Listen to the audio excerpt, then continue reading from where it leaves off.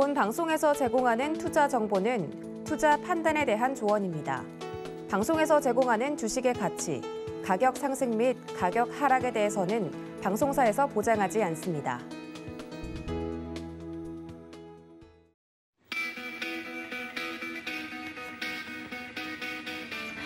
안녕하세요. 고수익 작전 타임의 이수연입니다. 어제는 검은 화요일이라고 불렸습니다. 코스피 시장과 코스닥 시장이 모두 큰 폭으로 하락했는데 코스피는 1.89% 떨어지면서 2,962선에 마감하면서 6개월 만에 3,000선을 내어주는 모습이었습니다. 코스닥은 그보다 더 큰 폭으로 하락했습니다. 어제 2.8% 하락하면서 955포인트에서 거래를 마쳤는데 미국의 테이퍼링 이슈 그리고 중국의 헝다그룹 이슈가 이 시장에 좀 악재로 계속해서 작용을 하고 있는 것 같습니다. 다행히 조금 전에 마감된 뉴욕 3대 지수는 일제히 상승 마감에 성공했고 나스닥 종합지수가 1.2% 올라가면서 기술주들이 이 상승세를 주도했습니다. 오늘자 시장은 반등이 좀 나와주지 않을까 싶은데요. 이런 부분들도 저희와 함께 전략 세워가시기 바라겠습니다. 오늘의 투자 작전 화면으로 확인하시죠.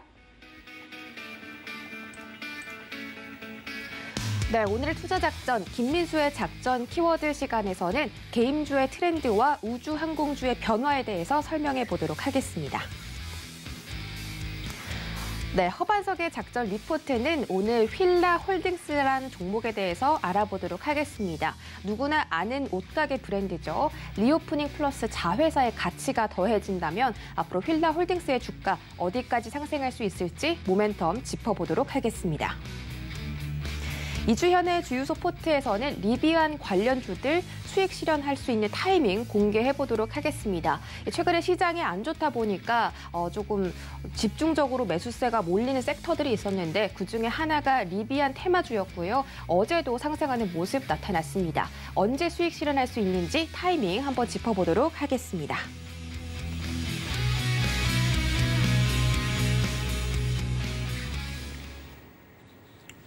네, 첫 번째 시간 김민수의 작전 키워드 시간입니다. 레몬 리서치 김민수 대표와 함께합니다. 안녕하세요.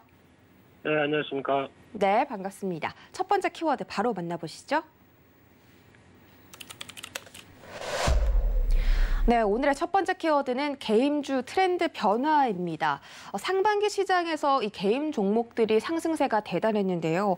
최근에는 아주 부진한 흐름이 연출이 되고 있습니다. 상승세에 대한 차익 실현일 수도 있겠고 지금 뭐 게임들이 흥행을 이미 좀 많이 해서 좀 선반영이 된 그런 부분들도 있을 겁니다. 지금 게임주들이 하락세가 좀 많은데 어떤 종목은 또 올라가고 어떤 종목은 하락하기도 했습니다. 하지만 우리가 잘 알고 있는 대형 게임 종목들은 아직까지도 이 부진한 흐름에서 탈출하지 못하는 모습인데 게임주 트렌드 어떻게 좀 짚어볼까요? 네, 게임주에서도 지난 과거에 NC소프트가 보여줬던 흐름에서 큰 변화가 나오고 있다는데 초점을 맞추고 그 초점에 대해서 따라가는 게 더 좋겠다라는 쪽으로 말씀드리고 싶은데 일단 NC소프트 같은 경우는 낙폭이 좀 심했죠. 한때는 100만 원대를 구가하던 종목이 이제 60만 원대 밑에까지 밀리기 시작하면서 가장 NC소프트를 바라볼 때 그 약점이라고 하게 되면 일단 좀 유저의 마음을 너무 못 알아줬다. 특히 아이템을 판매만 하는데 집중을 하다 보니까 그 판매와 함께 이어지는 여러 가지 변화가 어떻게 보면 NC소프트의 영역을 너무 내수 쪽으로 국한시켜서 작게 만들었던 또 하나의 원인이었고요. 그러다 보니까 과거에 이어졌던 리니지의 아성을 통해서 수익을 극대화하는 데 노력을 했는데 그게 다였죠. 더 이상 해외 진출이나 영역을 확장하는 데는 실패했다고 보는 게 더 맞다고 봐야 될 것 같고요. 그러다 보니까 이번에 또 야심작으로 내놓는 리니지 W 같은 경우도 기대는 높인다고 얘기를 하고 있고 거기다가 또 사전 다운 예약 수가 1,000만까지 들어온 상황 쪽에서 추가적으로 또 기존의 시스템과는 완전히 다르게 할 것이다. 라는 여러 가지 변화도 좀 끌고 왔던 상황들인데 그래서 지금 벌써 택진이 형이죠. 예, 이분도 벌써 등판해서 두 번째나 쇼케이스를 하기도 했지만 전혀 시장에서는 반응이 없었고요. 특히 지난 주말 사이에는 일본의 쇼케이스가 있었는데 실망감이 상당히 컸습니다. 그래서 린지 W에 대한 기대감보다는 오히려 여전히 크게 바뀐 게 없구나라는 관점 쪽으로 바라보는 시각들이 우세한데, 그런데 그 틈을 타서 이제 시장의 트렌드에 맞게, 그리고 또 시장의 트렌드를 끌고 가는 섹터와 종목들이 있습니다. 그래서 지금 앞서 말씀드렸듯이 게임 쪽은 지금까지는 소비를 하는 입장 쪽이었는데, 유저가 게임을 하기 위해서 특히 내 캐릭터가 뭔가 멋진 장비를 갖고 또 높은 장비를 가져서 힘이 세지기 시작하게 되면 그게 내 게임 세상에서 내가 최고다라고 보여지고 있던 흐름들이, 이런 이제 소비가 아니라 이제 어떻게 보면 게임을 하다 보니까 내가 돈도 벌 수 있네라고 하는 대표적인 키워드가 플레이 투 어언입니다. 즉 이제 과거에 게임의 아이템을 소비만 했다고 하게 되면 게임 내 여러 가지 채굴 시스템, 그러니까 즉 어떤 직접적으로 채굴을 통해서 그를 가상화폐에 연결시키고, 그 가상화폐를 통해서 뭔가 실질적으로 실질적으로 우리가 쓸 수 있는 돈과 교환할 수 있는 방법까지 나온다라고 하게 되면, 이게 어떻게 보면은 장기적으로 갈 수 있는 가장 또 좋은 게임사의 전략이 되겠죠. 그래서 일단은 과거보다는 직접 아이템을 팔아서 수익을 남긴다라고 하게 되면은 영업이익률은 상당히 높아갈 수밖에 없는데, 이쪽은 아무래도 한 단계 거쳐가고 거기다가 수수료 쪽으로 수익 베이스를 맞춘다라고 하게 되면 과거보다는 좀 수익이 줄어들 수는 있습니다. 하지만 롱런 할 수 있게, 그리고 또 유저들의 기반들을 충분히 닦아갈 수 있게 만든다라고 하게 되면 그게 또 하나의 전략이 될 수 있기 때문에, 앞으로 이 부분 특히 플레이 투 언을 충분히 활용하는 쪽이 NFT 기술과 함께 연결되는 이 가상화폐 쪽이죠. 이쪽이 확보가 되면서 나오는 여러 가지 변화를 본다라고 하게 되면 또 하나의 새로운 장이 펼쳐진다는 데 대해서 주목을 해야 될 것 같고요. 그를 먼저 잘 열고 성과를 보여주는 업체가 위메이드입니다. 그래서 위메이드 같은 경우는 일단은 미르포가 글로벌에서 이제 통했다라고 나올 수 있는 부분들이, 벌써 이제 과거엔 서버가 한 20개도 안 돼서 출발했던 부분들이 지금 서버가 100개가 넘어가는 상황들이 나왔고요. 게다가 주말에는 접속해도 접속을 하기가 힘듭니다. 그만큼 유저들이 많이 그러니까 국내 유저보다는 해외 유저들이 훨씬 더 많은 입장 쪽에서 변화가 나오고 있는 상황들이고요. 게다가 또 지금 말씀드렸던 이 엑스트라코라고 하는 하나의 또 이제 게임 시스템을 만든 다음에, 그래서 지금 게임 내에서 흑채라고 하는 부분들을 채굴을 해서 그걸 가지고 또 위믹스라고 하는 쪽과 이제 교환이 된 다음에 이 위믹스가 다시 드라코와 연결되면서 나오는 또 하나의 가상화폐로 연결되는 부분들로 이어지게 되면은, 거기서 이 드라코를 통해서 살 수 있는 아이템만 또 희귀적으로 따로 있고요.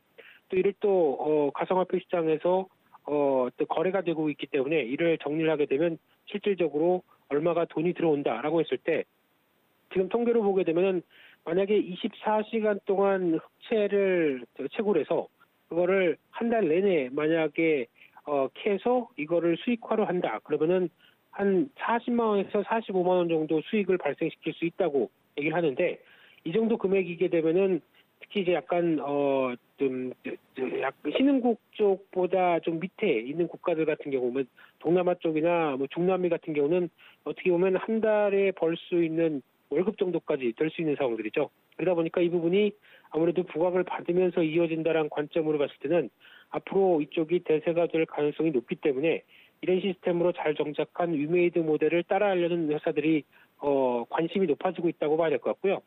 그러다 보니까 이제 게임빌도 지난 코인원에 대한 지분을 계속 늘려가기 시작하면서 NFT를 활용한 여러 가지 게임에 대한 흐름들을 같이 동참을 하려고 하는 움직임인데, 그러다 보니까 이제 자회사 컴투스가 이제 계속 관련된 게임과 연결시킬 준비를 하게 되고, 그를 또 영향력을 좀 키운다라고 하게 되면 이 부분도 하나의 긍정적인 흐름일 걸로 보여지고 있고요.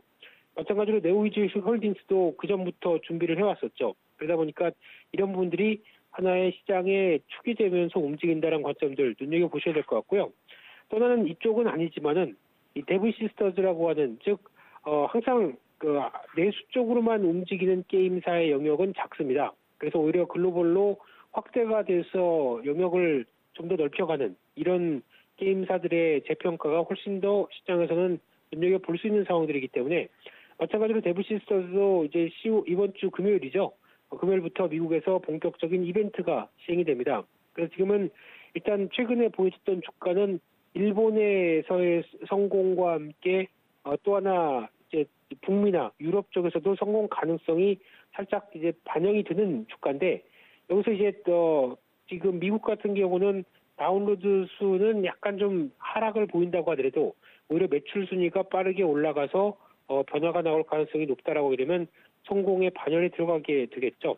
그래서 이런 캐릭터화된 쿠키들을 가지고 미국 시장에서 먹히느냐 이 부분은 여러 가지 논란이 있다고 하더라도 일본 쪽에서는 충분히 먹혔고 유명 성우들을 쓰다 보니까 이 부분이 괜찮았던 부분들인데 이런 전략들도 같이 이어진다고 하게 되면 좀 더 기대감을 높일 수 있겠다는 쪽에서 게임주가 과거에 NC소프트만을 바라보던 여러 가지 입장 쪽에서 많이 좀 세부적으로 바뀌고 있다. 이 점도 염두하시면서 대응하셨으면 좋겠습니다.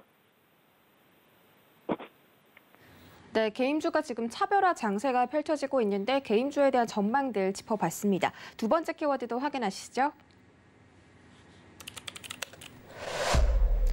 네, 두 번째 키워드는 우주항공주의 변화입니다. 지금 미국에서는 이 우주항공에 대한 산업을 선점하기 위해서 뜨거운 경쟁이 펼쳐지고 있죠. 일론 머스크가 이끄는 스페이스 X, 그리고 아마존의 창업자인 제프 베이조스의 블루 오리진, 그리고 버진 갤럭티까지 이 세 가지 글로벌 우주항공 삼국지가 이어지고 있다고 합니다. 앞으로 우주항공, 우주에 이제 놀러 간다는 말이 정말 어느 나라를 좀 놀러 간다 이런 말처럼 쉽게 다가올 수도 있을 시대가 올 것 같은데요. 이 우주항공주에 대한 전략은 어떻게 세워볼까요? 네, 가장 먼저는 여러 가지 우주항공에 대한 개념과 그리고 또 과거에 SF 영화에서만 바라봤던 입장들이 현실화되다 보니까 바뀌는 부분이 가장 첫 단계라고 봐야 될 것 같고요. 그런 쪽에서 지금 우주 여행이 이제 일단은 지금 돈 있으신 분들만 가는 영역이라고는 한다고 하더라도 실제 돈을 많이 벌게 되면 갈 수 있다. 라는 또 흐름도 나오는 구체화된 상황들이죠. 거기다가 이제 우주 탐사에 대한 부분들, 이제 과거에는 미국과 소련이었죠. 이쪽이 경쟁을 하면서 달 탐사 경쟁이 격화했던 부분들이 있는데 지금은 이제 미국과 중국 쪽 그리고 또 여러 가지 중동 사우디아라비아도 여기 동참하는 분위기이긴 한데 이런 또 각국이 어떤 화성 탐사라든가 달 탐사 이런 쪽에 대해서 상당히 또 긍정적으로 보이고 경쟁을 하는 구도가 나오다 보니까 이에 따른 여러 가지 변화도 시장이 커질 수밖에 없는 구조로 가고 있는 상황들이고요. 게다가 또 저궤도 위성이라고 하는 LEO라고 하는 이쪽도 이제 인터넷과 연결돼서 특히 이런 위성 인터넷을 활용하게 되면은 쉽게 말씀드리면 지구 어디에서든지 심지어는 바닷물 속에서도 인터넷을 할 수 있다고 얘기를 합니다. 굳이 바다 속에서 할 일은 잘 모르겠지만 그래도 이런 제약을 받지 않는 인터넷의 조건이 활용된다라고 하게 되면 이 부분에 대한 투자와 연결됐었을 때 또 하나의 한 우주항공 쪽에 대한 기대감을 높이는 상황들이고요. 그러다 보니까 한 2018년도에 한 400조 원이었던 세계 우주항공 산업의 규모가 2040년, 그러니까 앞으로 약간 또 20년 지나가게 되면 1240조, 한 3배 이상 커지는데 추정치죠. 더 커질 수 있을 겁니다. 선거가 나오게 되면 또 돈이 몰리겠죠. 그런 쪽으로 봤었을 때 단기적으로는 우리나라 입장 쪽으로 봤을 때 21일, 그러니까 10월 21일 약 한 10년간 준비해왔던 누리호에 대한 발사가 이어지다 보니까 이게 단기 모멘텀으로 이어질 수 있겠다라고 생각이 들고 있고요. 게다가 또 중요한 3차 우주개발 진흥 기본 계획이 2040년까지 국내에서 세워져 있는데 총 69기의 위성을 발사할 걸로 보여집니다. 그러면은 그동안은 준비 기간, 앞으로는 이를 기술을 적용해서 특히 누리호 같은 경우는 핵심 기술 몇 개를 빼고는 국내 중소기업, 국내 업체들의 기술과 역량으로 총집합을 했다라는 쪽에서 얘기가 나오고 있다 보니까 이에 따른 변화도 좀 더 앞으로 확장이 됐던 산업에선 기대감이 클 수밖에 없겠죠. 그런 쪽에서 좀 더 챙겨봐야 될 부분이라고 생각되고 있고요. 그러다 보니까 국내 어떤 우주항공 관련된 섹터의 가장 큰 흐름은 1차로는 거의 이제 방산 쪽으로 출발을 합니다. 그래서 방위 산업 쪽으로 어느 정도 캐시카우를 만든 다음에 그래서 여기서도 또 꾸준하게 국방 예산은 증가가 되는 상황들이죠. 그러다 보니까 이에 따른 수혜와 이를 기반으로 점점 더 이제 어느 정도 돈을 번 입장 쪽에서 신규 산업으로 어디로 나갈까? 특히 우리가 갖고 있는 영역과 함께 좀 더 역량을 투입했을 때 효과가 좋은 쪽이 어딜까라고 보게 되면 이게 우주 항공과 연결된다라는 관점 쪽에서 대부분의 방산주가 대부분은 아니라고 하더라도 연결고리가 높은 방산주들의 흐름이 이쪽과 함께 확장돼서 나간다라고 하게 되면 기대감이 높아지는 부분이고요. 게다가 또 중요한 부분은 지난번 동향들로 봤었을 때 이제 유럽 쪽에서 이제 스페이스X라든가 여러 가지 저궤도 위성에 대한 또 우주항공에 대한 여러 가지 현 흐름들이 좀 강화되다 보니까 원웹이라고 하는 쪽과 한화 쪽의 연결고리를 또 강화시켜서 유럽은 이를 또 대항마로 키우고 있겠다라는 쪽으로 보게 되면 또 하나의 수혜가 될 수 있는 쪽이죠. 그래서 결론적으로 봤을 때는 지금 흐름으로 봤을 때 일단 누리호 모멘텀만 본다고 하더라도 약 한 2주 정도 남은 시간 쪽에서 어느 정도 기대감을 키울 수는 있다고 봐야 될 것 같고요. 그런 흐름으로 봤었을 때 대표적으로 한화 요즘 보면은 한국항공우주, 한화 에어로스페이스, 한화 시스템 이런 대표적인 항공 우주 산업에 대한 기대감을 키우는 종목들. 대표적으로 인텔리안테크는 어제 수주를 발표했는데 상당히 큰 규모의 수주도 한 번에 들어오기 시작하죠. 이게 아마 지금 추정은 원웹과 관련된 부품의 그리고 또 이제 관련된 조달의 흐름이 아닐까로 추정을 하고 있는데 이런 흐름이 나오게 되면 아직까지 주가가 많이 올라서 비싸다고 하더라도 수주가 바탕이 되고 이를 통해서 실적 개선이 빠르게 들어온다라고 하게 되면 오히려 기대감을 높일 수 있는 부분들이죠. 그렇기 때문에 이런 현상에 대해서는 주가가 먼저 올랐긴 하겠지만 실적이 보강된다라는 관점 쪽에서 주목을 해야 될 것 같고요. 그런 쪽으로 봤을 때 그나마 좀 주가의 탄력들이 가볍고 추세를 만들어간다라고 하게 되면 한화 에어로스페이스가 가장 적합하지 않을까로 바라보고 있고요. 그 밖에 제노코라는 종목도 방위산업에서 출발을 했다가 이 우주항공 쪽에서 속도가 신사업 여전히 펼치고 있다라는 관점 쪽에서 주목해야 될 것 같고요. 또 한양디지텍 같은 경우는 반도체 업체로 한양 ENG에서 어떤 분사돼서 나왔긴 하지만 메모리 모듈 쪽과 함께 지금 항법 항공위성 시스템 쪽에서 강점이 있다라는 쪽에서 지난 나로호 쪽에 공급한 이력이 있죠. 그렇기 때문에 이와 연관성을 본다라고 하게 되면 이런 쪽도 한번 눈여겨볼 필요가 있다라고 보여지고 있습니다. 네, 지금 미국에서 우주항공주가 활발히 상승을 한다면 우리 시장에 어떤 섹터가 집중적으로 올라갈지 짚어봤습니다. 일단 첫 번째로는 방산주에 관심을 가져보자라고 말씀을 해주셨고요. 오늘자 우리 시장에 대한 대응 작전도 세워보도록 하겠습니다. 우리 시장 지금 참 상당히 암울합니다. 지난주부터 오늘까지 어제까지 계속 좀 크게 하락하는 모습이 나타났는데 다행히 어제 뉴욕 증시가 반등에 성공했죠. 오늘 우리 시장 대응 작전 어떻게 세워볼까요? 네, 어제 미국 시장이 반등해서 좀 한숨을 돌리나라고 하면서 내용들을 봤더니 국내 시장에는 그렇게 썩 긍정적으로 볼 만한 내용들이 그렇게 좀 제한적인 상황들이고요. 대표적으로 유가나 또 지금 천연가스 또 강세로 천연가스는 또 급등했죠. 이런 쪽의 분위기와 다시 달러화가 좀 강세로 가는 부분들, 10년물 국채금리가 1.5대 이상으로 다시 안착하는 부분들, 이런 여러 가지 현상을 보게 되면 오늘 만약에 반등으로 출발한다고 하더라도 장중에 또 차익 매물이 한 번 더 나오면서 출렁일 수밖에 없는 그런 변화를 또 예상을 할 수 있는 상황이다 보니까 아무래도 어렵습니다. 지금 어려운데 중요한 거는 최근에 주가가 많이 밀리고 위축을 받다 보니까 이럴 때 그냥 도저히 짜증나서 주식 못하겠어. 다 정리하고 나가야지라고 하는 공포와 이런 후회가 밀려오는 이때가 오히려 주식은 가장 또 좀 싸게 되는 시점이라는 점도 염두를 해야 될 것 같고요. 내가 팔고 싶어 하는 때가 어떻게 보면 지나고 보게 되면 오히려 스마트한 투자자들은 이를 찾고 있었다라고 볼 수 있는 여러 가지 증거들도 나올 수가 있기 때문에 이런 여러 가지를 복합적으로 생각하게 되면 최근에 나오는 악재는 이만큼입니다. 제가 일일이 말씀을 안 드려도 한 대여섯 가지는 충분히 언급될 수 있는 상황들인데 그만큼 악재를 반영하면서 주가가 싸진다라는 논리로 봤을 때는 오히려 지금 2,900선 정도면은 PBR 1배 수준 정도라고 했을 때 충분히 눈높이도 많이 낮아진 주가라고 볼 수 있을 것 같고요.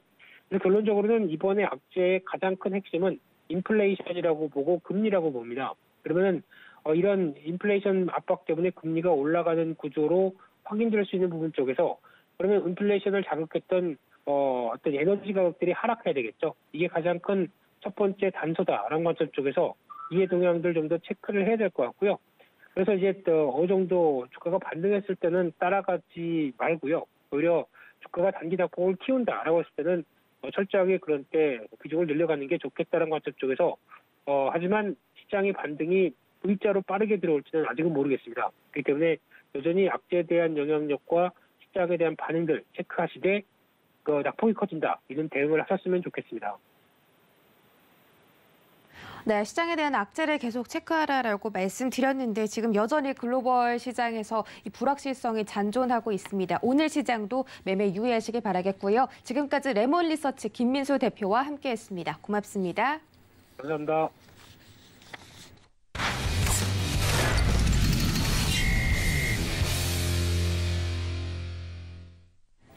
네, 이어지는 시간 허반석의 작전 리포트 시간입니다. IR 분석의 신 허반석 전문위원과 함께합니다. 안녕하세요. 네, 안녕하세요. 네, 반갑습니다. 자, 이번 주부터는 섬유 의복 업종에 대해서 살펴보도록 했죠. 오늘의 종목 어떤 종목일지 화면으로 바로 확인해 보시죠. 네, 오늘의 종목은 휠라홀딩스였습니다. 리오프닝 플러스 자회사 가치라고 적혀 있는데 휠라홀딩스 저도 참 즐겨 입는 브랜드이고 최근에 이 브랜드가 이 젊은 소비자들 사이에서 이 시장이 굉장히 많이 성장을 했습니다. 앞으로 리오프닝을 한다면 또 어떤 수혜가 있고 자회사는 또 어떤 가치가 있는지 지금부터 파헤쳐 보도록 하겠습니다. 네, 이번 주는 섬유 의복 업종을 보고 있고요. 그 중심에는 리오프닝이라는 시장의 흐름이 있다라고 보시면 좋을 것 같습니다. 오늘은 휠라홀딩스를 볼 텐데요. 8월 17일자 메리츠증권, 6월 7일자 하이투자증권, 5월 17일자 하나금융투자에서 발간된 리포트를 중심으로 좀 보도록 하겠습니다. 리오프닝 하면 관련된 키워드로서 백신 접종률 증가, 외부 활동 증가, 자유로운 출입국까지도 내년부터 좀 기대감들이 있습니다. 이미 사이판 여행에 대한 예약자 수가 어마어마하게 늘어나고 있다라는 부분까지도 최신 들려오는 소식들이고요. 가계 구매력 확대, 그러면 소비 회복도 이루어지고 있고요. 그런데 그 소비 회복이 그리고 구매력에 대한 소비가 해외여행이 아직까지는 상당 부분 제한적이기 때문에 21년도 국내에 그 소비가 집중될 것이다 라는 것까지도 한번 생각해 보신다면 상반기에는 보복 소비, 펜트업 수요, 고가 내구재 소비로 인해서 백화점 섹터가 좋았습니다. 하반기에는 편의점, 대형마트, 이어서 화장품과 면세점까지 이어질 것이고요. 이번 주는 그 섹터들 중에 하나인 섬유 의복 업종을 보고 있습니다. 섬유 의복 업종에서 그러면 투자 포인트, 투자자로서 집중해야 될 부분들은 어떤 것들이 있는가를 보면 유럽과 미국의 회복세, 그리고 베트남의 생산 거점을 둔 기업들은 베트남의 코로나19 상황을 따져보면서 공장 가동률이 얼마만큼 회복되는지 보셔야 될 것 같고요. 세 번째로는 중국의 자국 브랜드, 애국 브랜드를 이용하자라고 하는 거차오 트렌드를 집중해서 보셔야 된다. 유럽과 미국의 회복세, 베트남 생산 거점의 가동률 회복, 그리고 중국의 거차오 트렌드, 이 세 가지가 섬유 의복 업종을 바라보는 현 시각의 체크 포인트다라고 보시면 좋을 것 같습니다. 오늘은 휠라 홀딩스를 좀 볼 텐데요. 휠라 홀딩스 같은 경우에는 지주회사입니다. 홀딩스가 붙었죠. 주요 종속 회사로서 61개의 주요 종속 회사들을 갖고 있고요. 휠라 코리아, 휠라 USA, 아쿠시네트, 매그너스 홀딩스 같은 이러한 굵직한 종속 회사들을 거느리고 있습니다. 매출 비중으로 본다면 휠라 부분으로 보면 매출은 31%, 국내외 브랜드를 통해서 신발, 언더웨어, 골프, 그리고 스포츠 의류들을 조금 매출을 올리고 있는 부문이고요. 또 하나는 아쿠시네트 부문인데요. 이 아쿠시네트 부문은 매출 비중이 67%에 달합니다. 무엇으로 67%의 매출을 이끌고 있는가를 봤을 때 골프를 좀 치시는 분들께서는 다들 익히 아는 브랜드죠. 타이틀리스트, 풋조이, 연구 생산 판매를 하고 있는 법인이 아쿠시네트라고 보시면 좋을 것 같습니다. 이 아쿠시네트는 휠라 홀딩스가 100% 자회사로 가지고 있는 매그너스 홀딩스가 51%의 아쿠시네트 지분을 보유하고 있다라고 보시면 될 것 같습니다. 휠라 홀딩스 1분기부터 실적을 조금 리뷰를 해보겠습니다. 매출액은 1분기 9,883억 원, 전년 동기 대비 25% 증가했고요. 영업이익은 1,836억 원으로 전년 동기 대비 173% 증가를 했습니다. 그리고 사업 부문별로 좀 본다면 중국에서의 디자인 수수료가 69% 올랐고요. 국내 휠라 부분의 매출도 6% 증가를 했습니다. 그리고 휠라 미국 부분의 사업 매출도 16% 증가를 했습니다. 그리고 한 가지 아쿠시네트라고 말씀을 드렸는데요. 이 아쿠시네트 매출액은 전년 동기 대비 33% 증가하면서 역대 최대 실적을 달성을 했습니다. 아쿠시네트의 영업이익은 전년 동기 대비 478%로 큰 폭 성장을 했는데 영업이익률이 18.6%까지 올랐다라는 엄청난 소식들까지도 접해볼 수 있었습니다. 그러면 2분기 실적은 어땠는가를 또 보아야 될 것 같습니다. 2분기 매출액은 1조 194억 원으로 전년 동기 대비 63% 증가를 했고요. 직전 분기 대비도 플러스 성장을 했습니다. 영업이익은 1,738억 원으로 전년 동기 대비 245% 증가를 했습니다. 당기순이익도 904억 원을 달성하면서 전년 동기 대비 126%나 성장하는 모습으로 기대치 상회, 서프라이즈를 좀 보여주었습니다. 아시아 매출은 중국과 한국으로 나눠볼 수 있을 텐데요. 중국은 합산수익 298억 원으로 고성장세가 지속되고 있고요. 거기에는 자문수수료, 지분법 이익까지도 있는데요. 지분법 이익은 어느 브랜드에서 나고 있는가 리포트 분석 말미에 또 추가해서 말씀을 드리도록 하겠습니다. 한국은 매출액과 영업이 역성장하고 있는 모습입니다. 전년 동기 대비 6.4%, 그리고 영업이익은 20%까지 줄어들고 있는데 한국은 원가율 상승으로 인해서 역 레버리지가 발생하고 있다라고 이해를 해주시면 좋을 것 같고요. 하지만 서구권 매출을 본다면 미국은 코로나19 락다운 해제로 인해서 판매 성과가 좀 나타나고 있는 모습입니다. 매출액은 전년 동기 대비 84% 증가, 영업이익은 흑자 전환을 한 모습이고요. 로열티 수치도 좋아지고 있어서 전 지역의 강화한 회복으로 고성장 중이다. 유럽은 29%, 아시아권 29%, 미주 222%로 본다면 국내 매출을 제외하고 중국도 그렇고요. 미국과 유럽, 아시아 모두 다 성장하고 있었다라고 살펴보시면 좋을 것 같습니다. 휠라 홀딩스의 이 아쿠시네트를 조금 더 구체적으로 말씀을 드리면요. 앞서서도 이 레저 활동 중에서도 골프 말씀을 드렸죠. 그리고 골프 중에서도 타이틀리스트와 풋조이의 판매만 하는 것이 아니라 연구, 생산 모두 다 담당하고 있는 법인이 아쿠시네트다라고 보시면 좋겠습니다. 매출액이 90% 이상, 영업이익은 750% 이상 성장을 한 모습이 아쿠시네트를 통해서 확실하게 드러나고 있고요. 세계 3대 골프 회사 중 하나가 아쿠시네트였습니다. 타이틀리스트 풋조이, 100% 자회사인 매그너스 홀딩스가 아쿠시네트 지분 51%를 보유하고 있다라고 말씀을 드렸고요. 이 아쿠시네트뿐만 아니라 앞으로 하반기에는 리오프닝 기대감으로 휠라 브랜드, 국내외 신발 의류를 판매하고 있는 이 휠라 브랜드의 매출과 영업이익도 기대를 해볼 수 있지 않나라는 쪽으로 상반기에는 아쿠시네트, 하반기에는 리오프닝을 통한 리레이팅을 좀 기대를 해보면 좋을 것 같습니다. 휠라 브랜드는 국내 및 미국에서 신발 의류 등을 판매를 하고 있고, 그리고 또한 이 글로벌 브랜드 라이센시로부터 로열티까지 수취를 하고 있습니다. 앞서서 지분법 이익에 대해서 중국으로부터 지분법 이익이 있다라고 말씀을 드렸는데요. 휠라는 중국의 안타스포츠와의 합작법인이 설립되어 있습니다. 중국의 스포츠 브랜드죠. 그리고 이 안타스포츠로부터 매출의 3% 디자인 수수료 수치와 보통주 15%에 대한 지분법 이익이 인식되고 있는데, 그 지분법 이익이 바로 이 스포츠로부터 나오고 있다라고 보시면 좋을 것 같습니다. 이 안타스포츠, 어제도 말씀을 좀 드렸죠.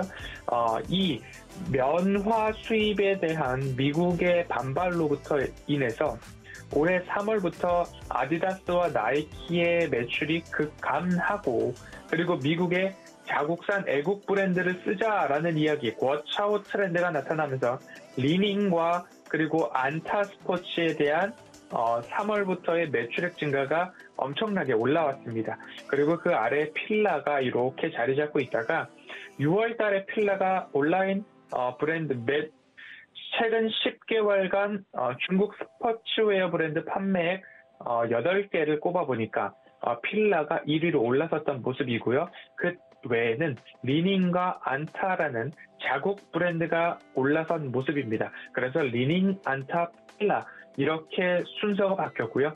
아디다스와 나이키가 그 아래를 차지하고 있는 모습입니다. 그렇기 때문에 안타에서 브랜드 효과를 보고 있는 브랜드가 바로 휠라다라고 보시면 좋을 것 같습니다. 휠라홀딩스의 투자 포인트를 다시 짚어보도록 하겠습니다. 첫 번째로 상반기를 이끌었던 아쿠시네트를 통한 강력한 캐시카우 이어질 것이다. 그리고 리오프닝과 수요 회복을 따라서 골프웨어 중심의 아쿠시네트가 강력했다면 앞으로 리레이팅 되고 중국산 브랜드와 뭔가 더 이익을 볼 수 있는 필라의 다양한 이익 포트폴리오가 있죠.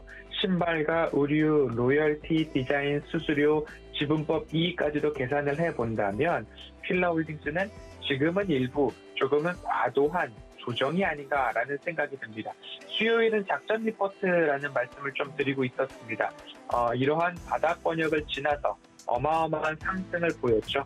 그리고 20년도 코로나 팬데믹 이후 구간부터 본다면 동그라미를 그어서 저점 구간들을 한 번씩 이렇게 체크를 해 보십시오. 그리고 나서 한 번 더 생각을 해본다면 이 저점 구간을 관통하는 뭔가 추세선을 그어볼 수 있을 것 같습니다. 이 추세선은 현재는 일부 이탈을 한 상황입니다. 이탈을 한 상황 속에서 이 추세선 위로 올라오는 기업들의 특징은 매출액과 영업이익이 양의 성장을 보이는 기업들이 주로 그렇더라라고 보시면 좋을 것 같고요. 1분기와 2분기 여전히 성장성을 보여주고 있고요. 3분기와 4분기 올해 매출액과 영업이익뿐만 아니라 내년도까지도 성장성을 볼 수 있는 기업이다라고 생각을 해보신다면 이러한 모습들이 좀 나올 것 같습니다. 단기 되돌림 자리와 중기 되돌림 자리들을 따박따박 추세를 통해서 보여주고 있는 와중에 2분기 실적, 상반기 실적이 주요했고 골프의 특성상 3분기, 4분기부터는 하향 곡선을 그릴 것이다 라는 이야기가 어떻게 본다면 지수의 고점과 차트의 고점, 종목의 고점에서 엄청난 하락을 조금 맞았습니다. 그 이후에 회복하지 못하고 다시 한번 최저점의 추세선을 깨고 내려갔는데 이 부분은 일부 과하지 않을까. 하반기 리오프닝과 리레이팅 그리고 중국 안타스포츠와의 합작법인 효과에 따라서 필라코리아는 중국 내 브랜드 가치가 한층 강화되었다. 그리고 앞서서 말씀드렸듯이 아시아, 중국뿐만 아니라 서구, 미국, 유럽, 기타 아시아 지역에서의 매출 성장들이 있기 때문에 지금은 좀 과도한 부분으로 접근을 해보셔도 좋지 않을까라는 말씀을 드렸습니다. 허반석의 모멘텀 체크리스트는 차트상 저위험 구간인가, 숫자상 매출액이 증가하는 기업인가, 상승 추세를 이어갈 미래 먹거리, 가시장 모멘텀이 있는가를 살펴보면서 가시장 모멘텀은 필라코리아, 중국 내 브랜드가치 상승, 그리고 중국 안타스포츠, 다양한 이익 포트폴리오까지도 말씀을 드린다면 최근 1개월간 증권사 목표 주가는 63,000원에서 73,000원 밴드 구간입니다. 어제 전일 종가가 46,600원이었기 때문에 최소 63,000원까지의 이익 목표가를 잡는다 하더라도 우상향에 대한 기대감들, 그리고 앞으로 성장성과 수익에 대한 기대감들, 지금은 조금 과도했다라는 부분을 좀 말씀드렸고요. 결국엔 휠라홀딩스의 이익이 앞으로 둔화될 수는 있지만 지금의 주가는 좀 과도했다. 오늘의 리포트 분석과 허반석의 모멘텀 체크에 고개가 끄덕여지신다면 관심 가져볼 기업이다라는 말씀을 드리면서 수요일은 작전 리포트 휠라홀딩스 여기까지 살펴보도록 하겠습니다. 네, 오늘의 종목은 휠라홀딩스였습니다. 아쿠아시네트가 상반기에 수익을 좀 이끌어줬고 휠라홀딩스가 가지고 있는 로열티 수익이 지금 굉장히 많기 때문에 하반기에 리오프닝 관련해서 기대해볼 만한 종목이다. 지금 차트도 좀 많이 내려와 있고 앞으로 천천히 좀 지켜본다면 휠라홀딩스 수익도 나지 않을까 싶습니다. 이런 이야기들 방송 외에도 얻어가고 싶다면 샵 0082번으로 허반석이라고 보내주시면 되겠습니다. 네, 오늘 분석도 고맙습니다. 감사합니다. 네, 이어지는 시간 이주현의 주유소 포트로 넘어가 보도록 하겠습니다. 네, 이주현 전문위원 인사드릴게요. 안녕하세요. 네, 안녕하세요. 네, 반갑습니다. 자, 첫 번째 질문 바로 드려보겠습니다. 어제 코스피 시장이 좀 많이 하락했습니다. 거래소는 외국인만 좀 매도를 했고 코스닥 시장은 외국인과 기관의 동반 매도가 나왔습니다. 연일 이 시장이 좀 하락하는 모습 보여지고 있는데 지금 6개월 만에 3,000선 밑으로 떨어지면서 앞으로 코스피에 대한 이 주가 전망도 좀 불안해지는 상황이거든요. 이런 시장 어떻게 좀 대처해보면 좋을까요? 네, 지수가 이제 좀 많이 밀려서 3,000 깨긴 했는데, 기본적으로 일단 시장 전체 한 6월, 7월부터 이제 좀, 하락 트렌드로 바뀌어서 시장이 계속, 내리막길을 걸어왔다라는 부분을 계속 이제 이야기를 드려왔고요. 현금 비중 확대를 하시라고, 6월달 불확실성이 이제, 생겼다. 델타 변이와 그리고 미국의 이제 뎁실링 관련해가지고 이 부분이 좀 불확실성이 될 수 있으니까 시장을 아래로 밀어낼 가능성이 크다라고 이야기를 드렸던 부분이 바로 이제 그런 불확실성이었는데 지금 테이퍼링하고 해서 전체적으로 시장은 하방으로 지금 방향을 좀 잡아놓은 것 같습니다. 지금 보시는 것처럼 트렌드 고점과 저점 이렇게 이제 연결을 해보면 거의 이 트렌드 하단까지 이제 조정이 나온 모습을 볼 수 있는데 어저께 제가 이제 유튜브 채널에서 영상을 시황에 대해서 올려드렸던 부분이 워낙 많은 부분들이 이제 증시가 급락을 하니까 이렇게 좀 힘들어 하셔가지고 그렇게 올려드렸는데 반등이 나올 거라고 이야기를 드렸었어요. 그 이유가 이제 이 추세대 하단 자리에 내려왔고 하락폭으로 봐도 N자 하락으로 기술적인 반등이 나올 수 있는 위치까지 이제 조정이 나왔기 때문에 그런 건데 지금 여기서 어제 이제 미증시가 괜찮았단 말이에요. 그러면 오늘 국내 증시 이제 반등이 나올 가능성이 좀 높다라고 봐야 되는 부분인데 현재 이제 3,060에서 3,100포인트 정도, 이번에 이제 지지를 받다가 깨고 내려온 구간이 상당히 돌파하기 어려운 그런 구간으로 작용할 가능성이 많습니다. 그래서 지금 이렇게 이제 하락한 부분, 되돌림의 사파가 나오고 조정 이제 저점을 지켜주는가 여부를 좀 잘 봐야 될 것 같은데. 이 3,000포인트를 지켜주면서 되돌리는 그림이 만들어지는지 아니면 그냥 반등으로 다시 한번 시장이 저점을 깨고 내려가는지 여부를 잘 지켜봐야 될 것 같고요.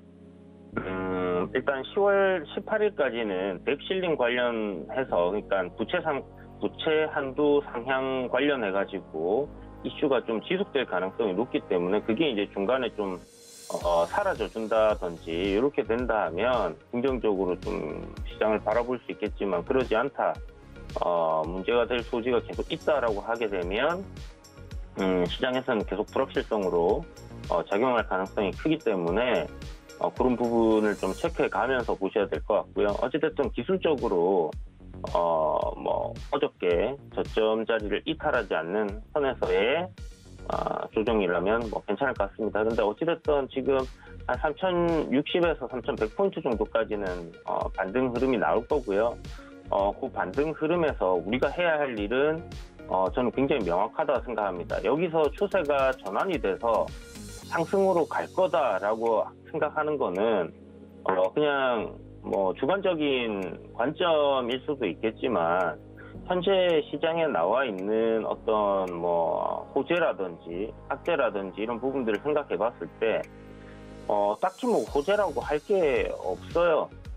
그렇기 때문에 지금은 시장이 상승을 한다라고 보기보다는 조정 이후에 이제 반등이 나온다라고 생각을 하고, 이 구간에서, 그러니까 반등이 어느 정도 나오는 시점에서 종목들에 대한 정리가 좀 이루어져야 되지 않겠나라는 생각이 듭니다. 그래서 물론 그 종목별로 대응 전략이 좀 달라질 수 있겠지만은 가급적이면 여러분들 다시 한번 말씀드릴게요. 6월 달에 델타 변이가 나오고 올라오는 상황에서도 현금 비중이 높아야 된다라고 계속 이야기를 드렸고, 조정이 나오고 반등이 나올 때마다 계속 현금 비중 확대를 하라고 이야기를 드렸습니다. 그래서 이런 구간에서도 저점 자리에서 이제 사야 할 자리다라고 이야기까지 드리고, 이 반등이 나오면 정리를 해야 된다. 3,200 넘기기 힘들다라고 이야기를 드렸었고요.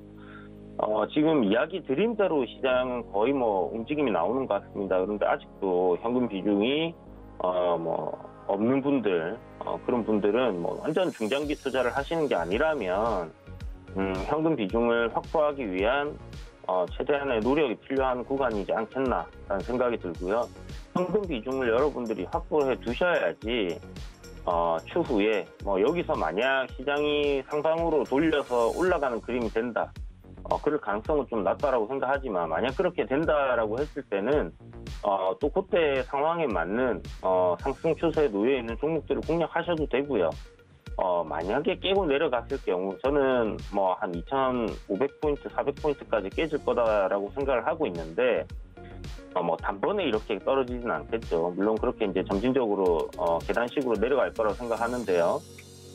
그때 매수할 수 있는 큰 기회가 되지 않겠나라고 생각을 합니다. 그래서 지금은 굉장히 보수적으로 여러분들이 좀 접근을 하셔야 될 것 같고, 소액으로 단기적인 종목들 위주로 여러분들이 좀 공략을 해보셔도 괜찮을 것 같고, 시장이 하락하지만 한 200~300개 종목들 상승 있고, 그 중에서 한 50개는 급등이 나오는 그런 시장이기 때문에 충분히 수익은 또 괜찮게 낼 수 있다라는 부분들을 생각해 두시고요. 다만 손절이 좀 필요한 종목들, 그 다음에 수익은 조금 크게 보시기보다는 좀 짧게 그렇게 좀 치고 빠지는 전략이 좋겠다라는 생각이 드니까 이런 부분들 참고하셔가지고 도움이 되셨으면 좋겠습니다. 네, 지금은 시장을 보수적으로 바라볼 때이고 현금 확보 전략이 중요하다. 좀 매매를 하신다면 단기적으로 짧게 보시는 전략 말씀드렸는데, 그런 매매 자신이 없으시다면 그냥 관망하는 전략도 좋을 것 같습니다. 자, 두 번째 질문입니다. 지금 아마존이 7조 원을 투자한 이 전기차 기업이죠. 리비안이 이제 곧 상장을 하는데, 이 리비안 관련주들이 지금 시장에서 계속 강세를 보이고 있습니다. 어제 우신시스템과 우리산업홀딩스가 상한가에 도달하는 등 지금 시장의 분위기가 많이 안 좋다 보니까 특정 섹터로 좀 수급이 몰리고 있는데요. 리비안 관련주들 언제 좀 매도하면 좋을까요? 네, 굉장히 제일 어려운 질문인 것 같아요. 사실 뭐 어떤 종목이 고점을 논한다는 것 자체가 굉장히 좀 어려운 부분인데, 특히나 이제 상승 추세를 강하게 하고 있고 저항이 없는 신고가로 가는 종목들, 그런 것들은 어디가 고점이다라고 생각하기는 좀 어려울 것 같습니다. 그런데 어제 뭐 말씀하신 것처럼 우신 시스템, 그다음에 우리산업홀딩스 전부 다 이제 그 리비안 관련주로 상가 들어갔고요. 에코캡이 저는 이제 일단 대장이다라고 생각을 하고 있는데, 뭐 시세적인 부분에서 가장 강했기 때문에 이제 그렇게 보고 있습니다. 일단은 대장이 살아있다 하면 좀 지속 상승 가능한 흐름들이 나올 가능성이 높다라고 생각을 하는데요. 현재 뭐 에코캡 보시는 것처럼 역사적인 신고가 계속 갱신을 하고 있는 상황이기 때문에 사실 뭐 어디까지 가겠다라는 거는 알 수가 없습니다. 다만 지금 현재 주가가 약 대략 바닥권에서 한 2배 조금 넘게 상승을 한 부분이 있는데, 리비안이라는 이 상장 이슈가 11월 달에 이제 이렇게 있다라고 하면 10월 한 달 동안은 움직임이 지속적으로 좀 나올 가능성이 높다라는 겁니다. 그러면 여기서 이제 테마주들에 대한 접근을 할 때 중요하게 생각해 볼 부분은 그냥 추세적인 대응을 한다라고 생각을 하시면 될 것 같아요. 상승 추세가 놓여 있는 그 흐름을 이탈하지 않는다 하면 그대로 유지하고, 만약에 상승 추세가 깨진다라고 했을 때는 뭐 분할 매도를 한다라는 뭐 그런 전략을 좀 짜두고 가시는 게 좋을 것 같고, 대장주인 에코캡 같은 경우는 어저께 이제 저점을 명확하게 만들어놨기 때문에 뭐 8,300원 이탈 안 하면 뭐 보유하겠다, 뭐 이런 식으로 정리를 이제 좀 전략을 짜셔가지고 익절 라인을 이탈할 때는 분할 매도를 한다, 뭐 이렇게 좀 생각을 해보셔도 좋을 것 같습니다. 뭐 전반적으로 이제 저항 자리가 있는 뭐 이런 동국 RNS 같은 경우는 올라올 때 뭐 이런 저항 자리들 부분에서의 분할 매도하는 관점도 나쁘지 않겠다라는 생각이 들고요. 기본적으로 일단 앞에 저항이 없는 그런 종목들 위주로 리비안 테마주들은 여러분들이 좀 공략을 해가신다면 괜찮을 거다라는 생각이 드니까 항상 분할 매수 하시고요. 올라가는 순간에 막 호가창 보고 이렇게 추격 매수하지 마시고, 눌림 나올 때 분할로 천천히 저점에서 잘 모으셔가지고 수익 극대화하시기 바랍니다. 시장 안 좋을 때는 수급이 쏠리는 쪽으로 돈이 몰리는 쪽으로 더 돈이 몰립니다. 그렇기 때문에 강한 테마가 이렇게 나왔을 때는 좀 상승세가 좀 계속 이어질 가능성이 추세 꺾이기 전까지는 이어진다, 이렇게 생각하시고 조정시마다 공략을 해보는 것도 굉장히 좋은 방법이지 않겠나, 이렇게 생각이 드니까 이 부분 참고해 보세요. 네, 리비안 관련주까지 설명해 드렸습니다. 지금까지 이주현 전문위원과 함께했고요. 이 내용들 방송 외에서도 얻어가고 싶으시다면 샵 0082번으로 이주현이라고 검색해 주시면 문자를 전송해 주시면 되겠습니다. 네, 오늘 분석 고맙습니다. 네, 감사합니다. 네, 1시간 동안 고수익 작전 타임에서 다양한 작전들 세워봤습니다. 저희는 잠시 뒤 순간포착 매매 시그널로 돌아오겠습니다. 참고로 본 방송에서 제공해 드렸던 정보는 투자 판단에 대한 조언일 뿐 해당 주식의 가치나 수익률을 보장하진 않습니다. 또 서울경제TV와 서울경제신문은 당사의 브랜드고요. 서울경제증권TV와는 무관합니다. 타사 유사 명칭에 유의하시기 바라겠습니다. 잠시 뒤에 돌아오겠습니다. 고맙습니다.